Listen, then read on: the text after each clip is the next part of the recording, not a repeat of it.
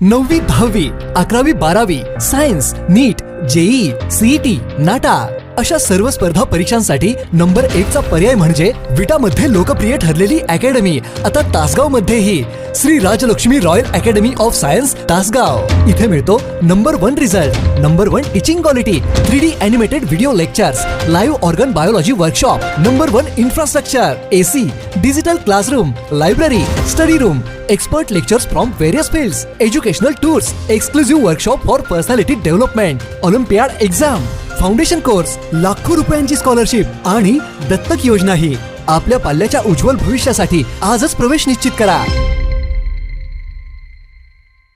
सांगलीतील वेदांत बंडगर खून प्रकरणातील निलेश गडदे टोळीला अखेर मोका। सांगली शहरातील वेदांत मारुती बंडगर खून प्रकरणातील मुख्य आरोपी निलेश गडदे याच्या NG ग्रुप या संघटित गुन्हेगारी टोळीवर महाराष्ट्र संघटित गुन्हेगारी नियंत्रण अधिनियम मोक्का अंतर्गत कारवाईस विशेष पोलीस महानिरीक्षक कोल्हापूर परिक्षेत्र रंजन कुमार शर्मा यांनी मंजुरी दिली आहे। या कारवाई अंतर्गत एकूण 9 आरोपींवर मोक्काची कलमे लागू करण्यात आली असून सांगली जिल्ह्यात वाढत्या संघटित गुन्हेगारीवर नियंत्रण आणण्यासाठी पोलिसांनी मोठे पाऊल उचलले आहे। संजय नगर पोलीस ठाण्यात दाखल झालेल्या गुन्ह्याचा तपास स्थानिक गुन्हे अन्वेषण शाखेचे पोलीस निरीक्षक संजीव कुमार झाडे करीत असताना या टोळी विरोधात संघटित गुन्हेगारीची ठोस माहिती समोर आली। या प्रकरणातील टोळी प्रमुख निलेश विठोबा गडदे राहणार वाघमोडे नगर कुपवाड याच्यासह किरण शंकर लोखंडे वय 25 राहणार वाघमोडे नगर कुपवाड तालुका मिरज, विशाल बिरुदेव चौगुले राहणार पिंपळवाडी अग्रंधुळगाव तालुका कवठे महांकाळ, नानासू उर्फ सागर माणिक चौगुले अग्रंधुळगाव तालुका कवठे महांकाळ, अतुल दादासू वायदंडे वय 28 राहणार खंडेराजुरी तालुका मिरज, संदीप उर्फ सँडी रामचंद्र घागरे वय 23 मूर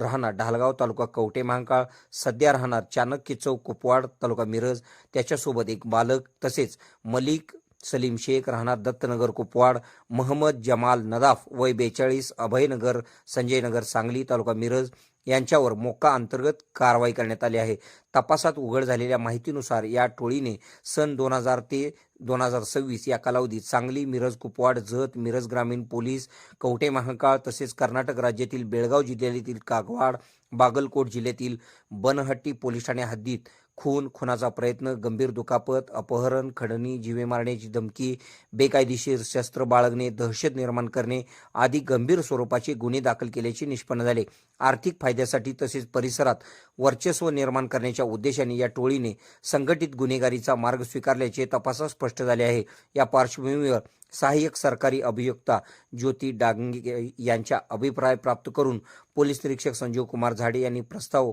पोलीस अधीक्षक तुषार दोशी यांच्या मार्फत सादर केला होता। त्यानंतर विशेष पोलीस महानिरीक्षक रंजन कुमार शर्मा यांनी प्रस्तावाचे परीक्षण करून महाराष्ट्र संघटित गुन्हेगारी अधिनियम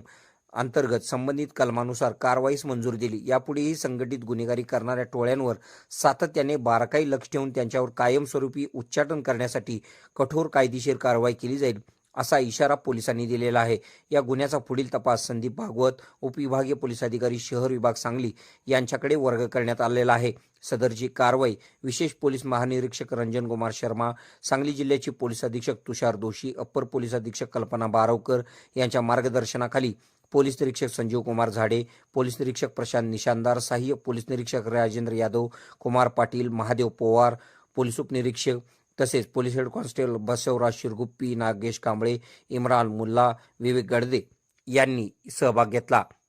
KK मराठी न्यूज नेटवर्कसाठी सांगली प्रतिनिधी।